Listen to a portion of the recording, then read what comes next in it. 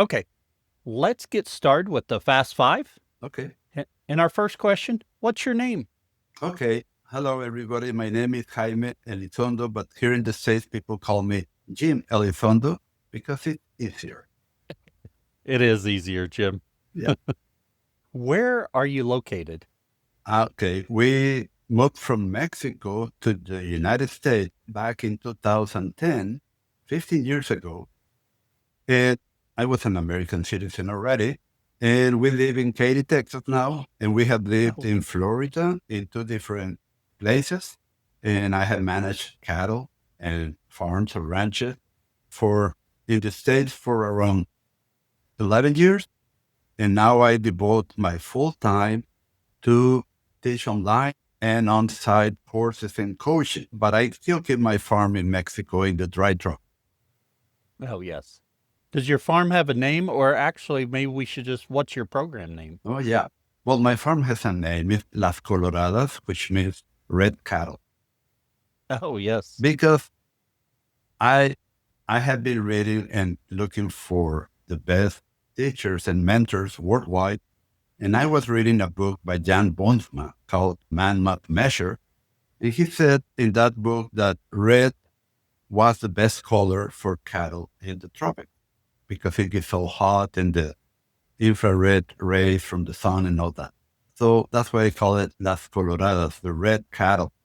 Now I have learned that it's not true. It depends on the breed more than the color. Oh, yes. And I can explain later. Yeah. And we will talk about breeds later today. Yeah. Is the only livestock species you're grazing there cattle? Now, yeah. When I started, I bought that farm in 1990. It's been a long time now. I started with talkers and heifers and steers. And I always done, well, no. When I started, I only had red cow because that was my hobby. But I was missing money. So, not fun. Welcome to the Grazing Grass Podcast, the podcast dedicated to sharing the stories of grass-based livestock producers and exploring regenerative practices that improve the land, animals, and our lives. I'm your host, Gal Hardage, and each week we'll dive into the journeys, challenges, and successes of producers like you, learning from their experiences and inspiring each other to grow and graze better. Whether you're a seasoned grazer or just getting started, this is the place for you. If you're looking to grow your profits, elevate your grazing operation, or just want to get your hands dirty, Noble Research Institute can help.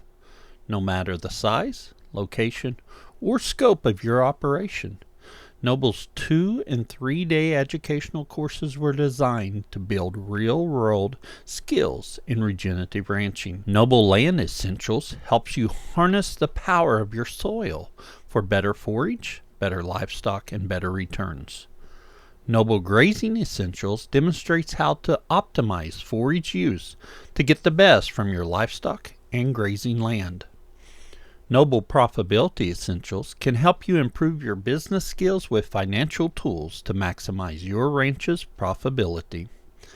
And Business of Grazing offers ways to make your grazing strategies work for your bottom line. Scholarship and grant opportunities are available for those who qualify. Visit noble.org to learn more about these courses and enroll today. For 10 seconds about the farm, I've been able to go to a couple of workshops the last few weeks. Went up to a Silvopasture Silvo Pro training with Austin Unruh. It's been on the podcast a few times. It's really good. Got to look at Josh's farm and what he's doing there with trees and stuff. In fact, we plan to have Josh on the podcast in a couple months. Secondly, last week went up to the 3rd annual Sheep and Goats Field Day. And we got to see a few people. Got to see Leah again that came down and looked at our animals. Got to see Marquet that was on the podcast just a few weeks ago. So it's really nice to get up there, see some people, hear about discussions about sheep. They had lots on virtual fencing, and they even had some no-fence collars there for sheep So it was nice to see that as well. For 10 seconds about the podcast, last week we had Joel on from Smoke River Ranch. This week we have Jaime Elizondo on to speak about his total grazing plan, which utilizes high density or ultra high density grazing. And then next week we have Hobbs on. And if you haven't got Hobbs' book, it's called Herd. And the animals that gave rise to humanity and why we need them more than ever. It's a pretty easy read, but it's a good read. So I encourage you to get that. He will be on the podcast next week. And with that, let's get back to Jim. Well, then I started with stockers, fattening them on grass, and then finishing them on my own feedlot. But I read a very good book from New Zealand called From Grass to Milk by McKinnon, and he stated there, and that was in, 1991 that I read that book. And he said that the number of livestock you could maintain per year will determine profit. And I had graduated as an agronomy engineer, so I was not making a profit doing what I was taught conventional. Oh, yeah. So I did my numbers because I also have a degree as an auxiliary accountant. And I knew he was correct, McKinnon in New Zealand. So I started increasing my number of animals. And that's where I started to learn what you need to know to raise at a much higher stocking rate without running out of crop. So I ended up with 700 to 900 animals on 300 acres. Oh, yes. Some parts can be irrigated, but back then we had good rainfall. Because it's in the tropics, rainfall depends on cycles, well, like everywhere else. And we had 6-9 years of good rain.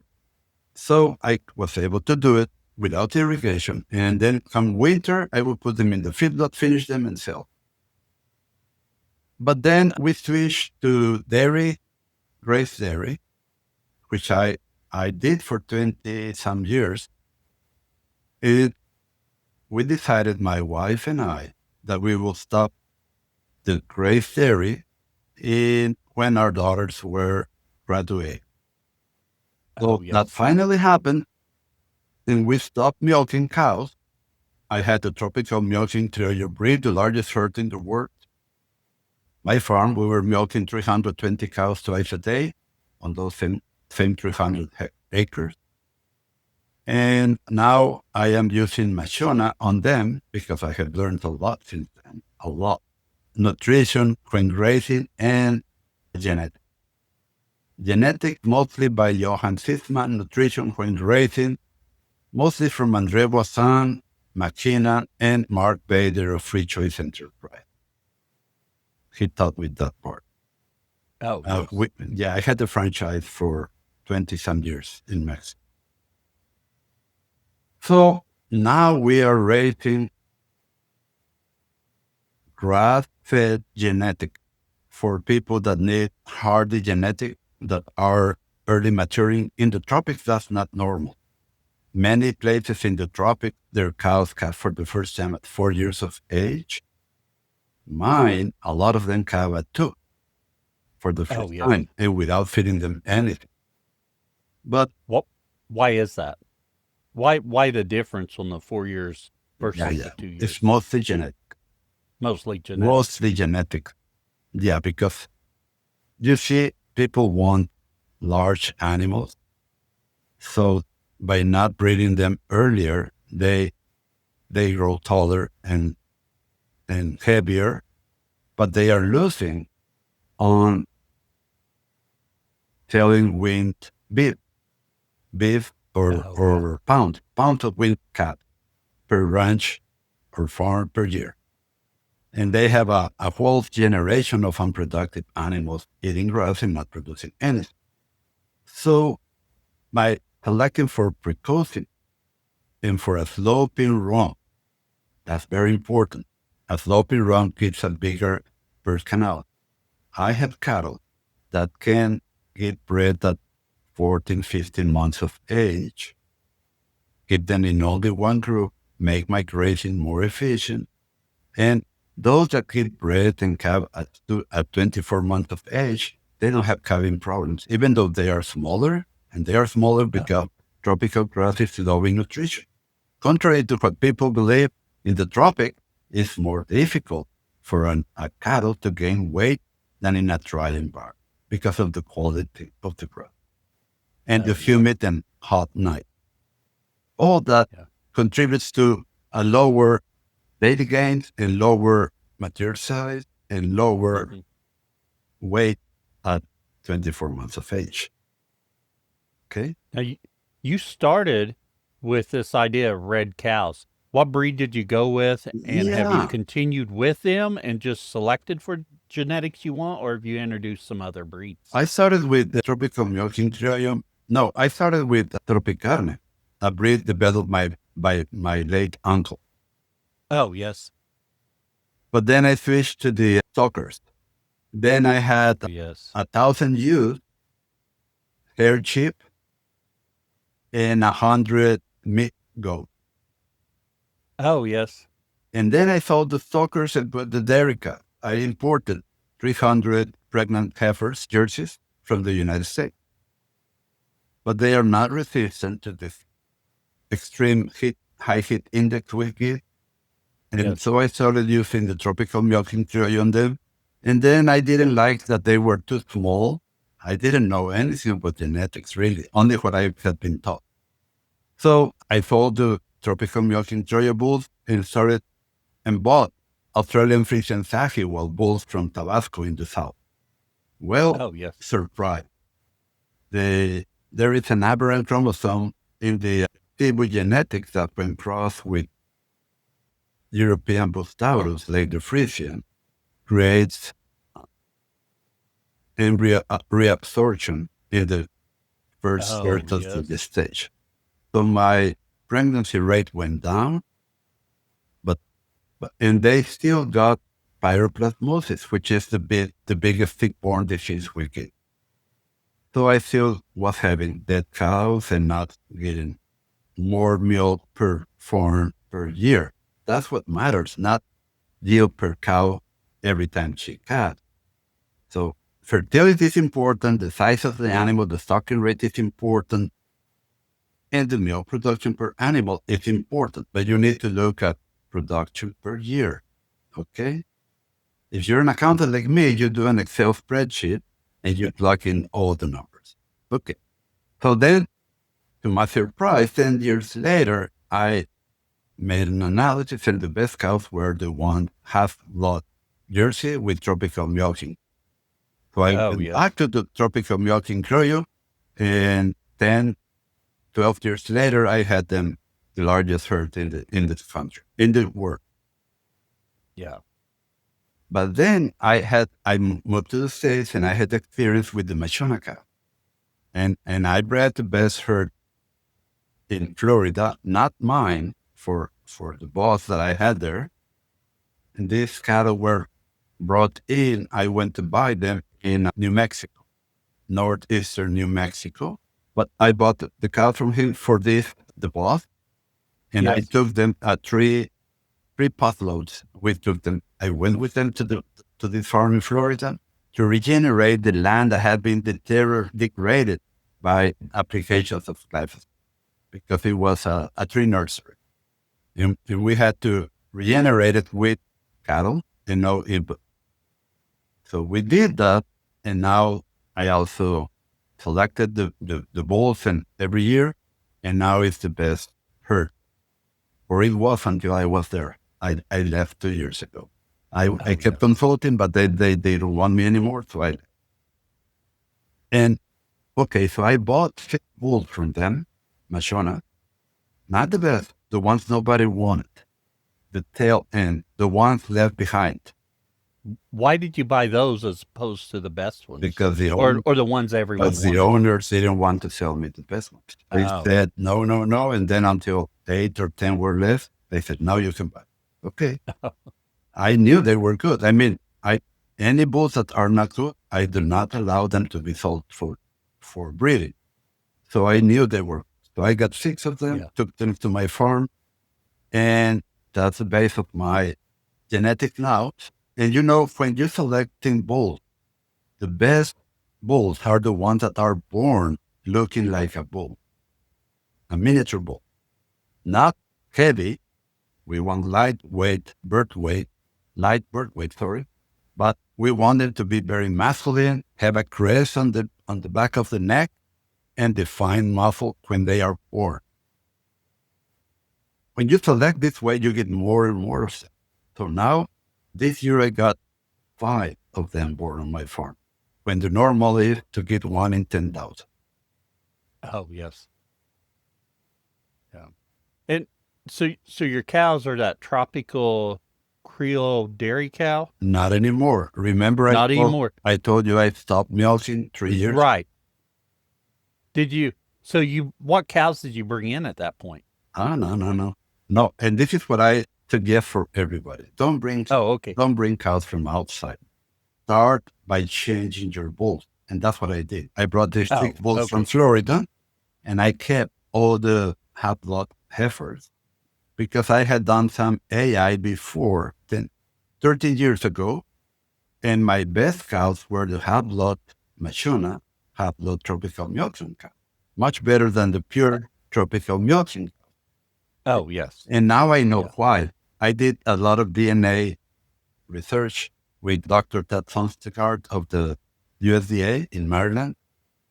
I sent him blood, semen, and hair sample from the Florida herd and from my tropical milking cows in Mexico. And the results are in.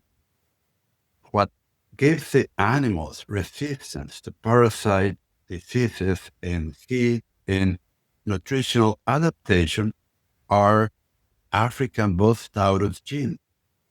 African Bos taurus are different from Bos indicus and different from European Bos taurus.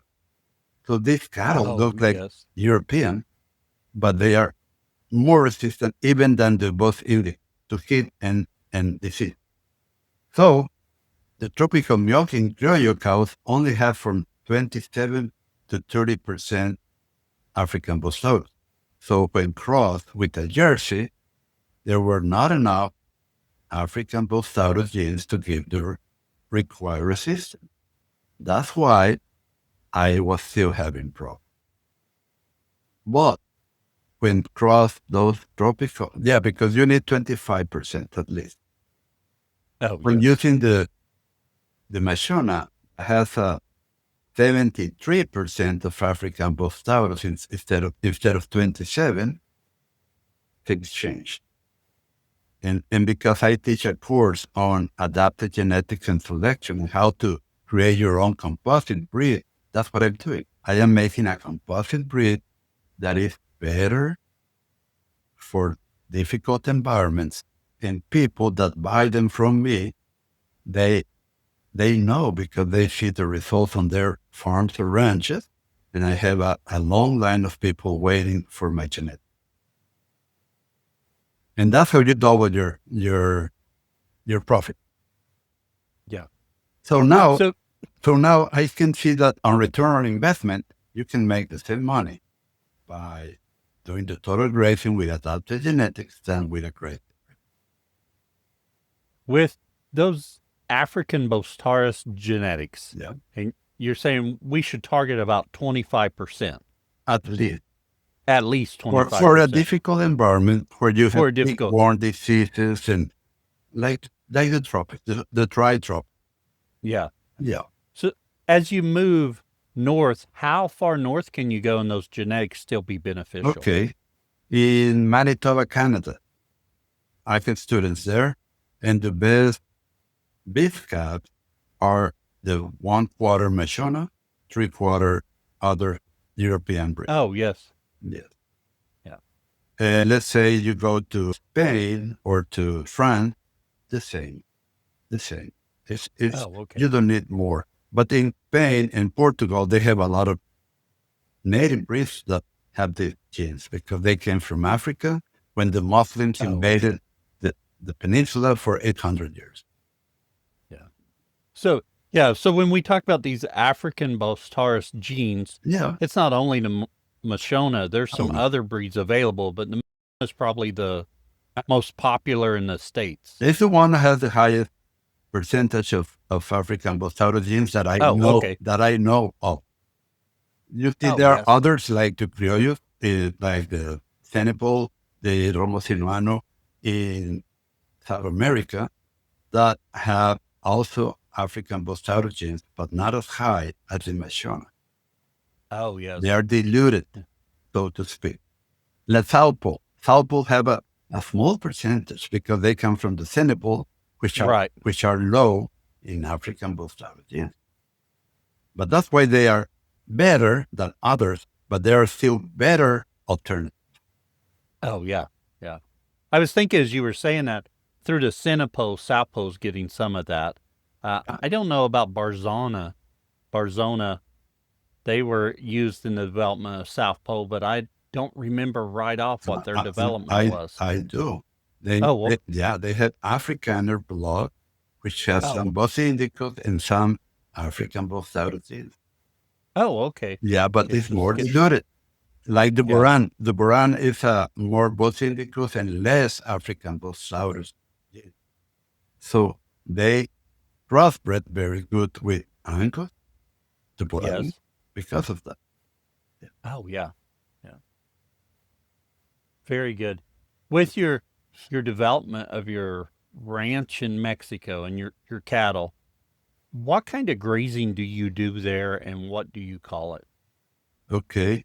You see, I told you that I had to learn how to graze at high stalking rate without running out of grass. So I call this program the Total Grazing Program because it's not just one grazing event. It's a program that considers the whole year. And we know how long-lived soil carbon is built. That's your soil fertility, what allows it to get spongy, what allows it to hold water for longer, and what gives your grass the highest quality because it's nutrients fed on demand. So we don't use any synthetic fertilizers, just nothing. We do not deworm our cattle because we want high levels of soil life and dung beetles. We do not apply insecticide, herbicide, fungicide, ever. So I started doing this because of cost. You see, in my farm, we sell our wean calves for less than half the price per pound that you get here in the States. Oh, yes. Less than half, maybe 40% of what you get. So if we don't do it at a very low cost, we go broke. So that's how I learned to go beyond organic and do it following nature. So my paradigm, let's call it a paradigm. My paradigm is to never contradict nature. When you contradict nature, you will spend more money, you will not get the best results, the potential results, and you will end up fighting. And fighting nature is a losing proposition. Oh. Yes. Mm-hmm. So I follow nature in the grazing. So we start by knowing how I learned this in school. Plant physiology. Green leaves produce energy through photosynthesis. We all know that. But stems consume energy by respiration. Not everybody knows the difference between the energy produced by photosynthesis, by the leaf, and the energy consumed by the stem is the available energy for growth of the grass, to feed your livestock with the green leaves because they're higher in digestibility, and to improve your soil with the root exudate. But there is a difference in soil carbon. There is short-lived soil carbon and long-lived soil carbon. Short-lived soil carbon converts to gas and goes into the atmosphere as CO2 in a few weeks or months. Long-lived soil carbon held in the soil lasts for over 100 years.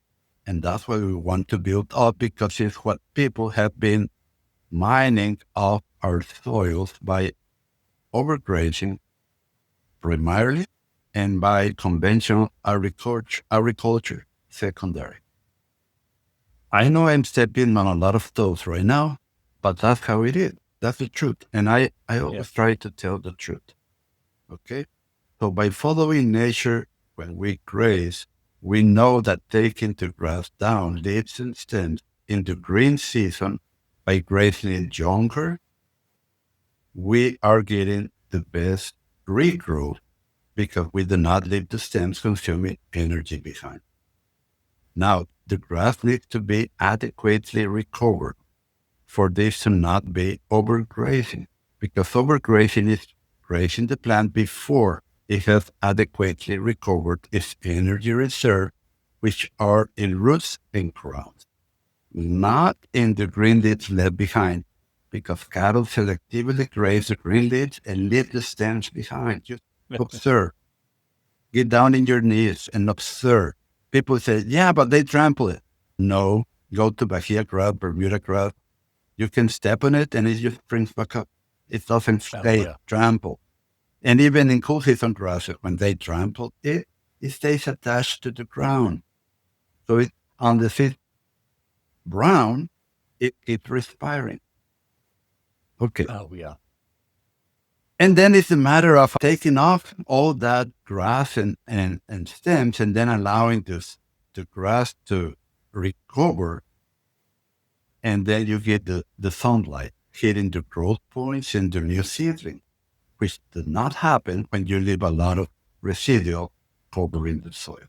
No soil hit the soil. No sun hits the soil, sorry. And I've seen it in many places that graze soil or graze the top third or selectively graze, thinking that you need a soil armor on your soil. Yeah, we need the soil armor to cover the surface, but not attach. Too much is attached. We need just enough. And total grazing did just enough. Okay. And how much is just enough? Yeah. It's enough to cover the soil like 1 to 2 inches, but not 5, 8 inches. Oh, yeah. That's attached. Any conventional farmer that does no-till farming with herbicide knows about it. The soil gets cold because of too much residue. That's the truth. I mean, I'm just telling you that I did it. I was in Tasmania at the Grassroots Festival, and I told people this. It's true. And I was in the PASA Festival in Pennsylvania, and I told them this. And in New Zealand, same. I'm going to Colombia, same. I will tell the truth. Because what I say, you can go out in your field and check it out and tell me if it's true or not. You see, I'm a rancher myself. I get the same economic pressures. So I have to make the decisions to solve those economic pressures. Yeah. If I make a mistake, I pay for it. Not if I was a researcher that gets paid if he's right or if he's wrong. Now, one thing with that residue that's left after a grazing event. Yeah. One thing I hear is we've got to have enough cover so the ground doesn't get too hot. Correct. And so that 1 to 2 inches that you're leaving, that's enough to protect the ground enough from that extra sun hitting it. Yes, because what you need more than what protects the soil from erosion? Litter left on top of the soil or strong roots under the soil? Yeah, roots.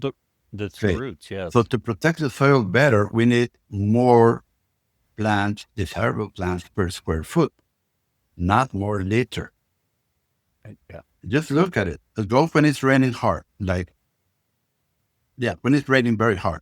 And you will see that all that litter will be washed away, but the roots of the strong plants will keep the soil in place. So by taking it down after it's been adequately recovered, and then grazing it down again after it's been adequately recovered, and recruiting more seedlings when you stockpile a section of your farm, a third at least. We do that with the art of jumping paddocks. That's when you recruit seedlings, not when you're rotationally grazing. Okay? Then you get very close plant spacing. And because we alternate these areas, we get the best of both worlds.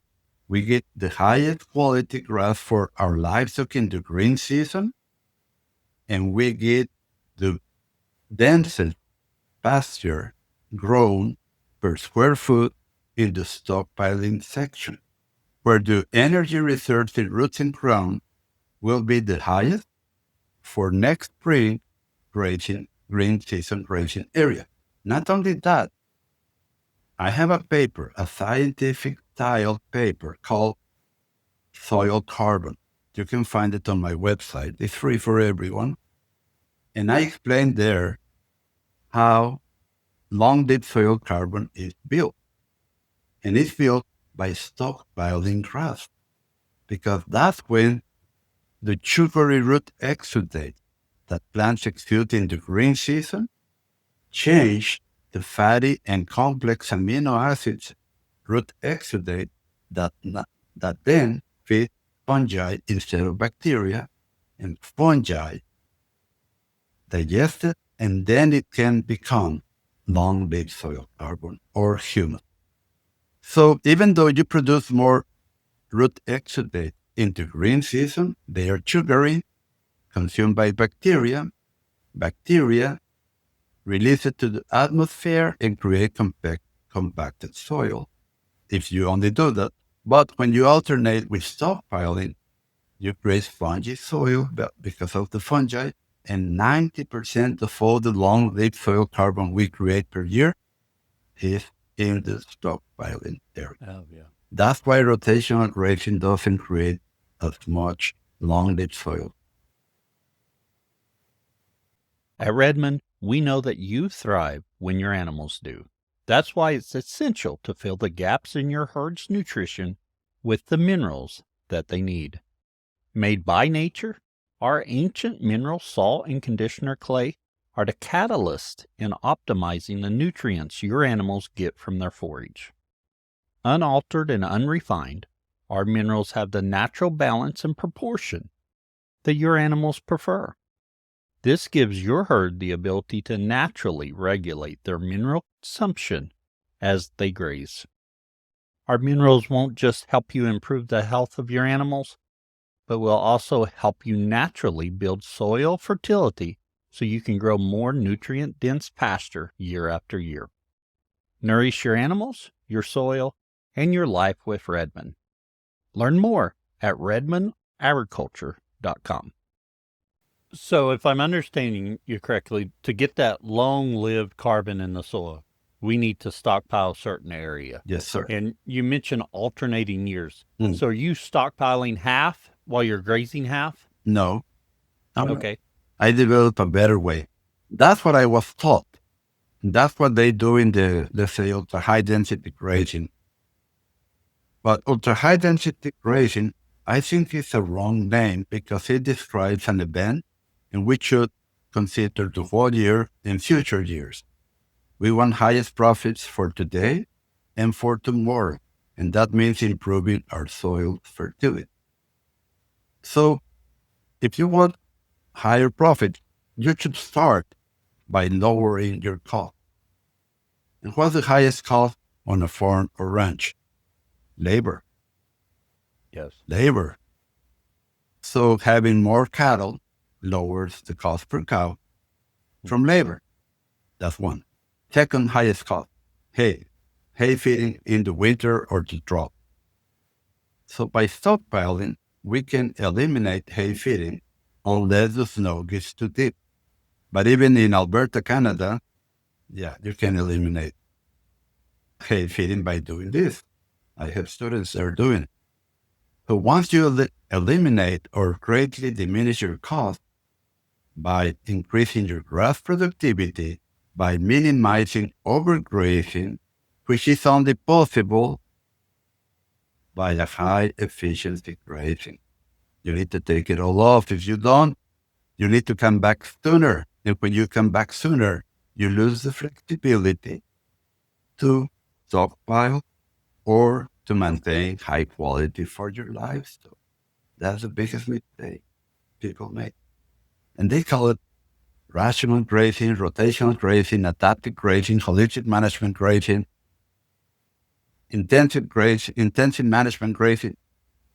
There is a new name every week. Yeah. And I just call it total grazing to make it easier for people to relate to. But in reality, it's how nature works.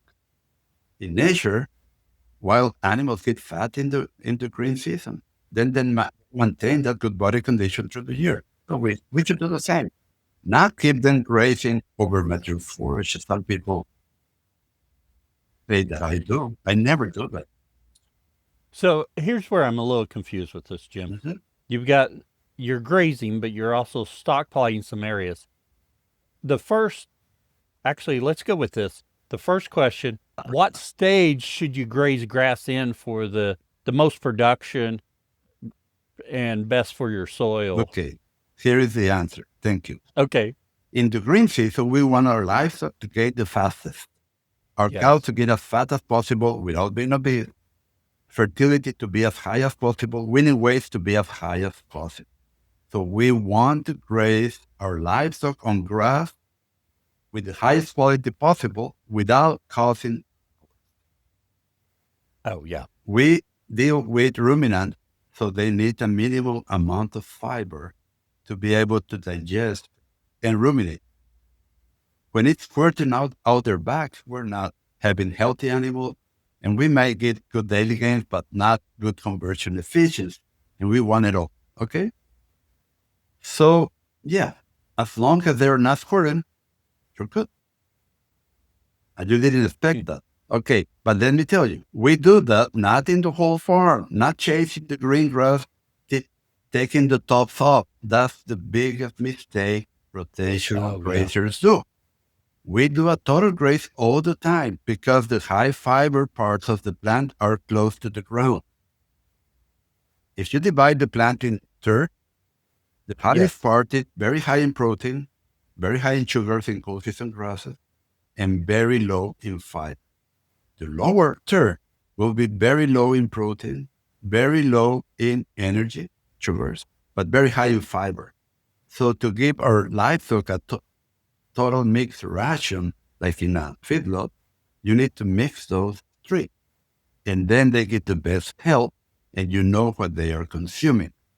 But don't start early in the morning, because that's when nitrates go up, and energy is the lowest, because it's been all night without sunlight. Remember, photosynthesis creates energy. So you do this, you keep your livestock gaining the fastest during the green season by practicing the art of jumping paddock.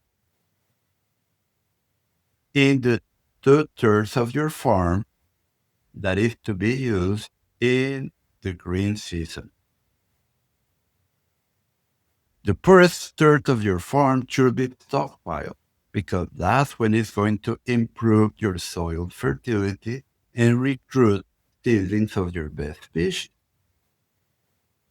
All that you can see and learn with coaching, because it's important. If you say, oh, he gave me all the information I need, I'm going to save a few $100.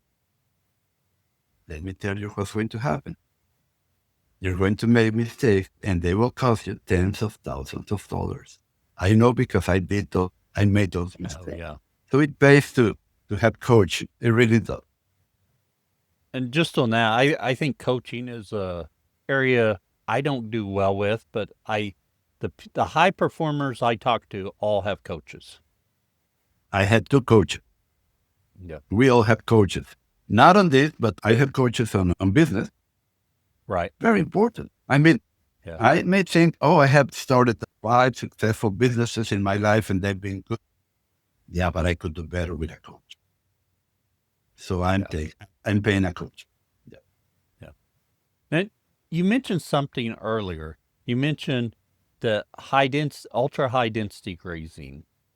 That's not the same as the total grazing plan. Can you talk about the difference in the two? Okay. First, the name is, I think, should be changed because it defines an event, right? Ultra high Right. density grazing is an event, and it doesn't apply to the desert because you cannot have ultra high density grazing when each plant is 1 foot from another or 3 feet Right. from another. So, so I wanted a name that could involve worldwide everyone, and so that's why I call it the program. But there are some different, a few different, but very important. For example, in the green season, I want the highest daily gain possible. And because I know that it is not in the green season that I improve the soil or recruit seedlings in the green season grazing area, then I can take advantage of the green season to put the maximum daily gain on my cattle because I know I'm going to improve my soil in the non-grazing or stockpile area where I grow standing hay and I say $300 per cow per year. So that's the main difference because I have learned, and that's why I made that scientific style paper for people to see it and read it, that's when you get 90% of your improvement. So then I don't worry too much. And then I can be more flexible with my schedules, my approaches, my way of management. Because in real world ranching, we want people to have money, time, and health. To be wealthy, you need those three. If you don't have time, you're not wealthy. Right. Yeah. With your program, are you moving cows once a day, or is it multiple moves during It each varies. day? You see, if you want the highest animal performance and you want the highest harvest efficiency, highest stocking rate, and profit, 4 breaks a day is the best because that's how the Yeah. rumen functions. In batches, cattle only graze 8 hours a day on average, and they have 4 to 5 batches per day. So I take advantage of that and I do that when convenient. It's not always convenient. So you need to know the basic and then you apply them to your own situation. That's what I teach. And people need to make their own decision. So second best, once a day. Once a day works very well. You can still get 70% harvest efficiency instead of 80 to 90. You see, we don't get 100%, never. It's impossible. Not even Right. when you make Yeah. hay. When you make hay, if you get 80%, you're the best. Okay. So we get a 70% with once a day break, but that's not all. You also need to work on your genetic, your calving season, and to know a little about nutrition when rest. Okay. So you have it under your belt. You're doing once a day breaks, and then you decide, why not give them when I can 2 or 3 breaks, and then one break the other day, and then a week, and then no. Ruminants require a routine because the microbes in the rumen need time to adjust to a change in diet. How long? 10 to 14 days. So if Oh you yeah. if you don't move them once a day, the next best is to move them once every 2 to 3 weeks. That's Oh yeah. overgrazing. Yes, it is overgrazing. And overgrazing reduces grass production by 3 to 5 times, depending on how much you do it. So there is your answer.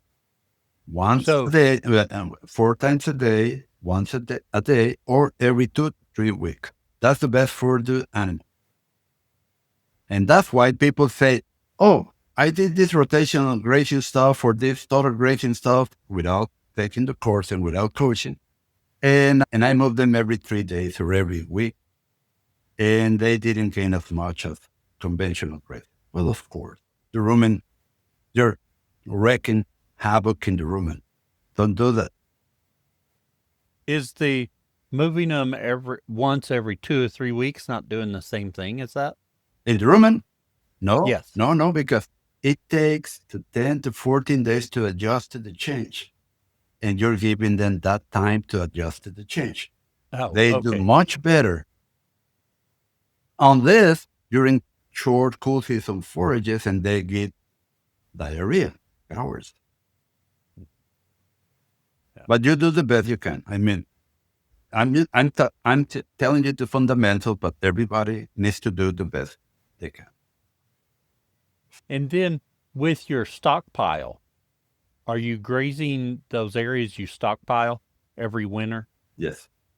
Yeah. You need to finish it off, or the thatch will inhibit the regrowth next spring because the lack of sunlight, just as when you are selectively grazing, create a thatch, the lack of sunlight kills the growth points. Just bend down in your leaves on tall grass and look at the growth points near the soil.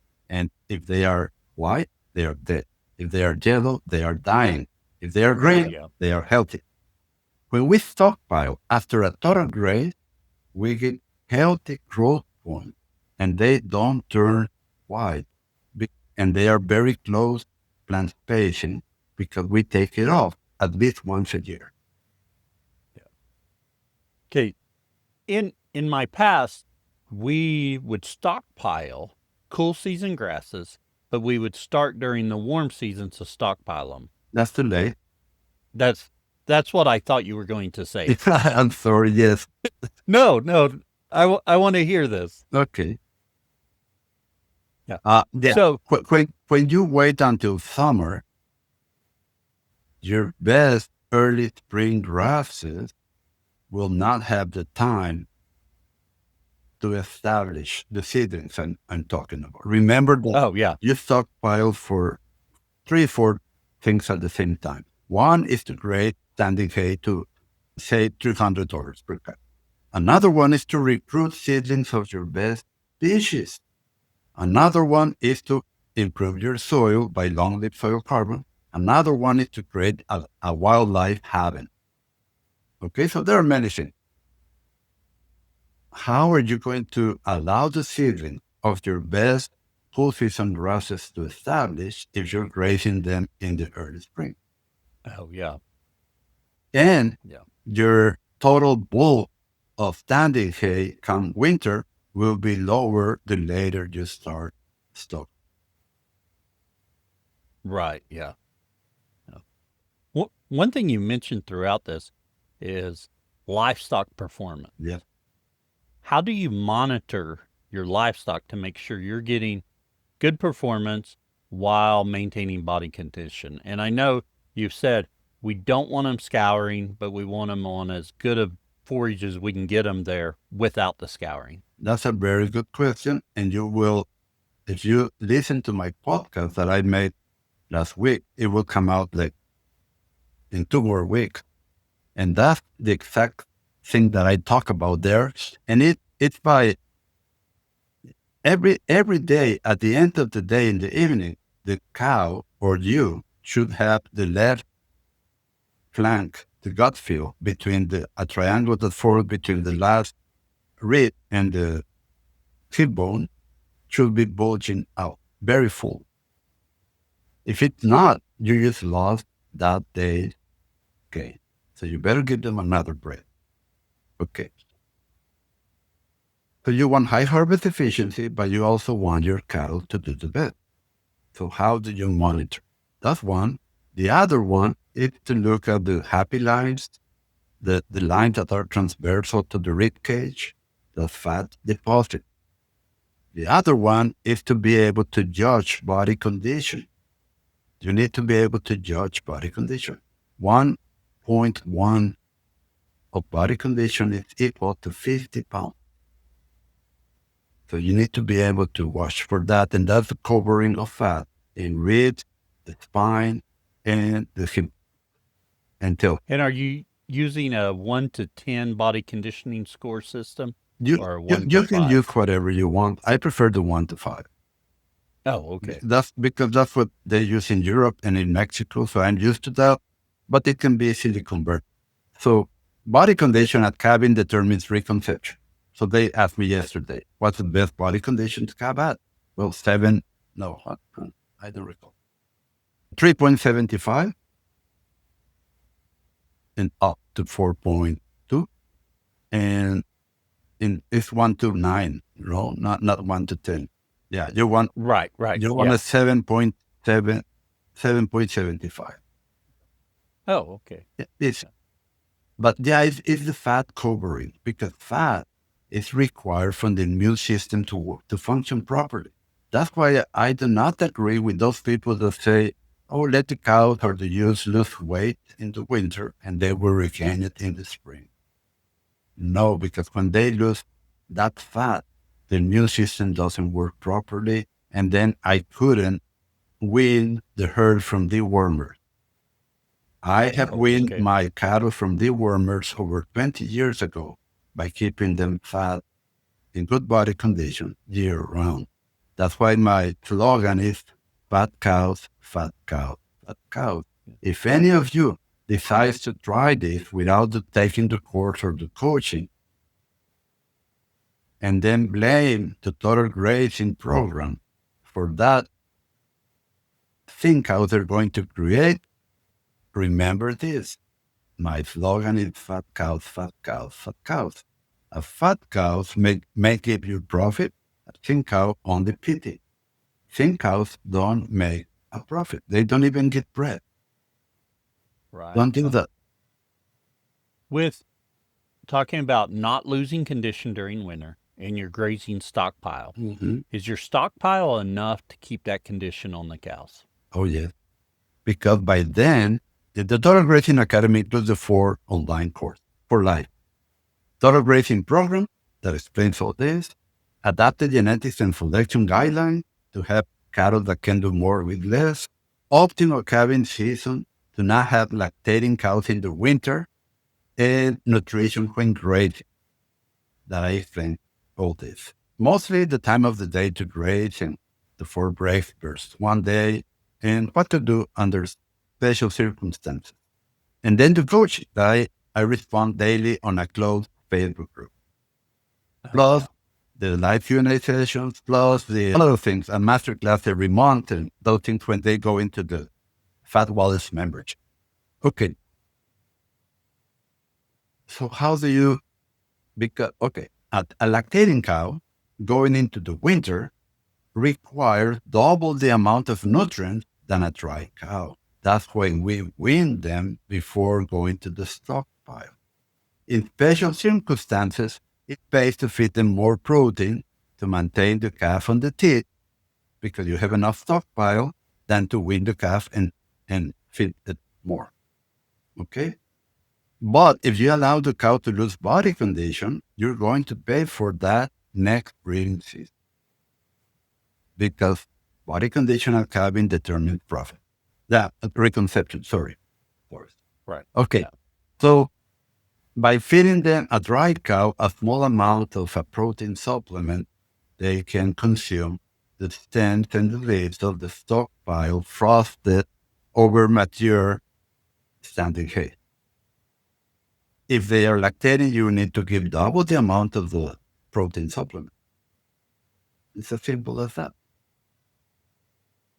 And doing that, even after discounting the supplement in places like yours, but not in other places that you don't need to provide a protein supplement, even after discounting the cost of the supplement and feeding it and everything, you still save $300 per cow per year compared to feeding hay. Oh, yeah. So when people say, yeah, don't feed protein, you're going to lose your church and your farm, and they're feeding hay, okay, they don't even know how to do an economic analysis. I'm sorry for them. No, really. You need to make money. Right, yeah. Moving beyond cattle, do you have other livestock species? Do you have people managing sheep or goats in the total grazing plan? Oh, yeah, of course. In New Zealand, I just went there in March, Andy Bunny Farm. near Wellington in the North Island, and he's managing a 4,500 youth and 400 beef cows. And now doing this, he's getting excellent results to where over there now they're getting into, it's winter right now, but their grass is growing so much better now. And this was in March that he needs more livestock.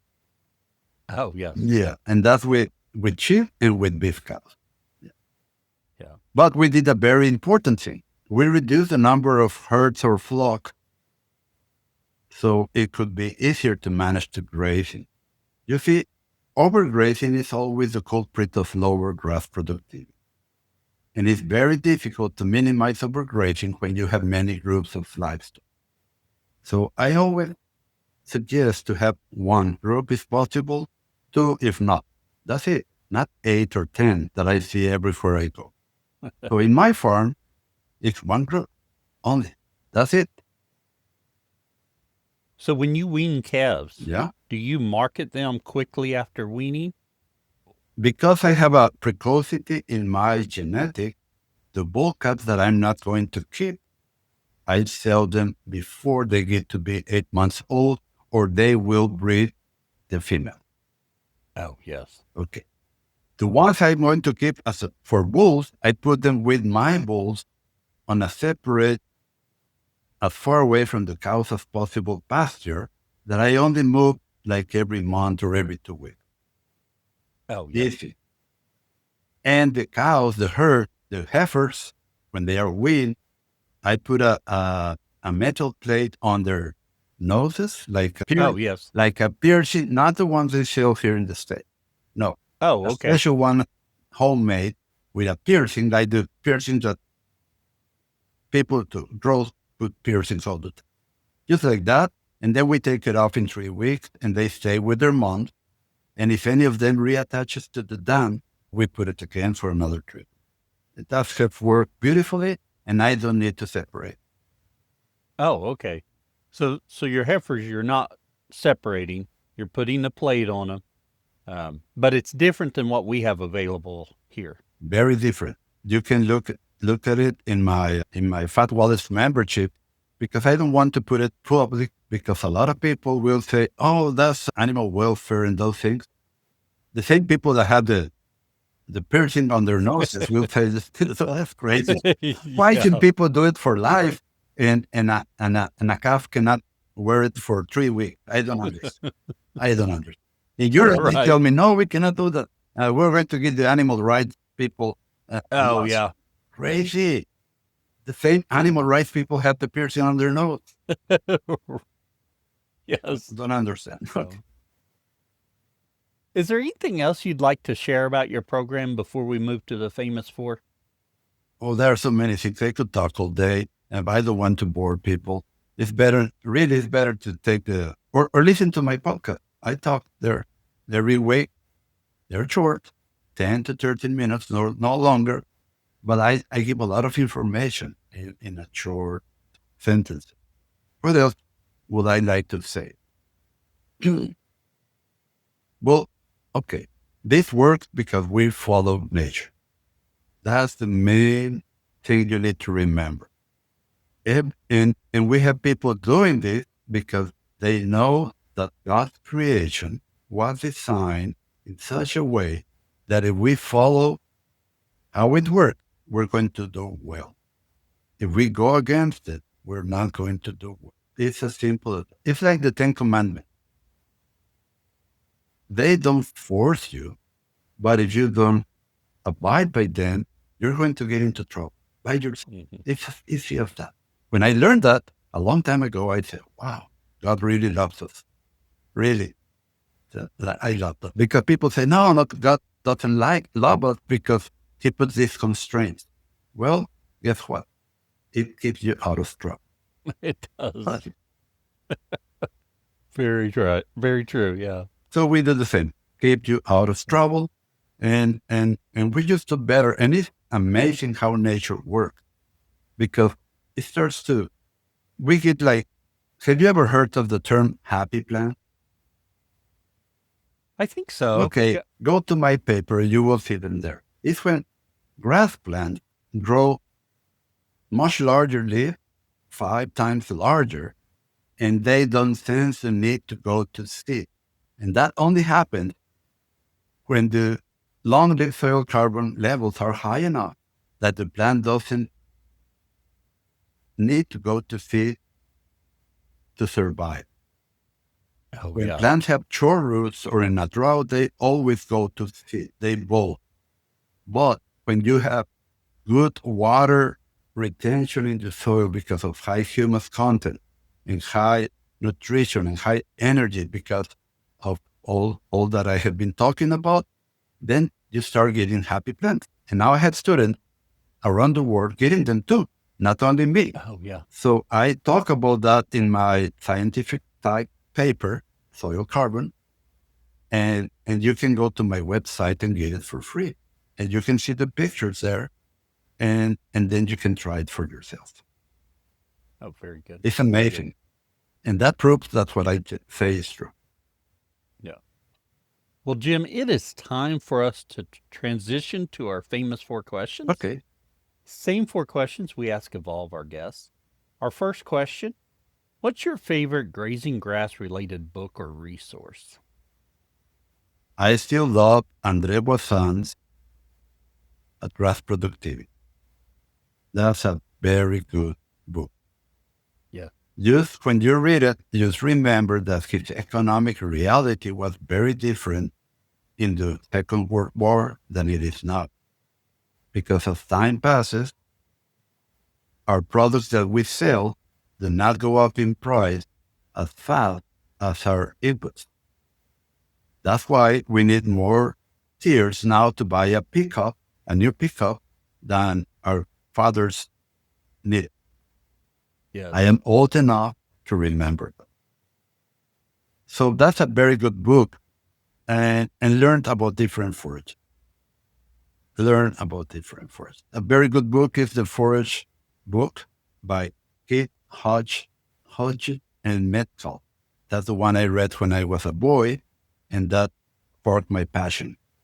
Another good book that I love is the Sands County Almanac by Otto Lim. Oh, yes. I love that one.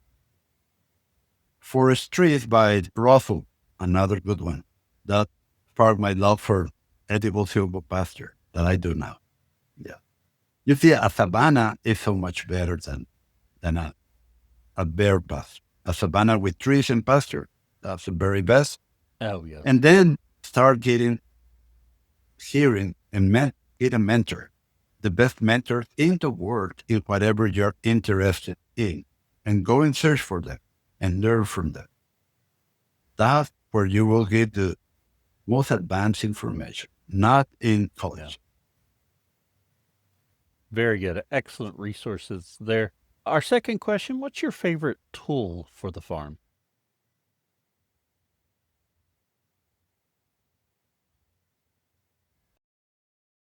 I'm not sure what happened there. We lost the last bit of Jim's audio, but it was just those last couple of questions. So I think the rest of it was enough for us to release this episode without that last bit. He mentioned Bonsma earlier in the podcast, and I have a book called Man Must Measure by him. And if you would like this book, email me at cal@grazinggrass.com. Send me your address and I'll send you this book. First person that emails me at cal@grazinggrass.com, I'll get this book out to you. So last week we had Joel on from Smoke River Ranch. This week, Jim on from Total Grazing. And next week we have Hobbs on. And I mentioned at the beginning his book, Herd. I find ultra high density grazing and the Total Grazing Program very interesting. It appears they're pushing that envelope. They're getting higher utilization and better production with their animals. So I'm interested to see how it goes. I'm also interested in implementing it somewhat on my farm. Of course, every time I look at these things, grazing, however we do it, I'm looking at it through a lens of someone who's working off the farm. I worked off the farm for years.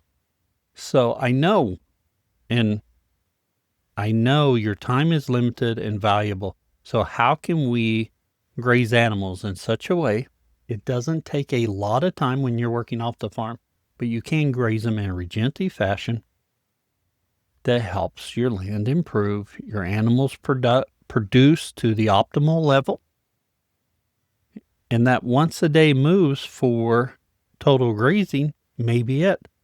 So this spring and summer, I played with taking my grass lower than I ever have before. The two pieces that I need to work on most of all is watching that room and fill and making sure they're completely full.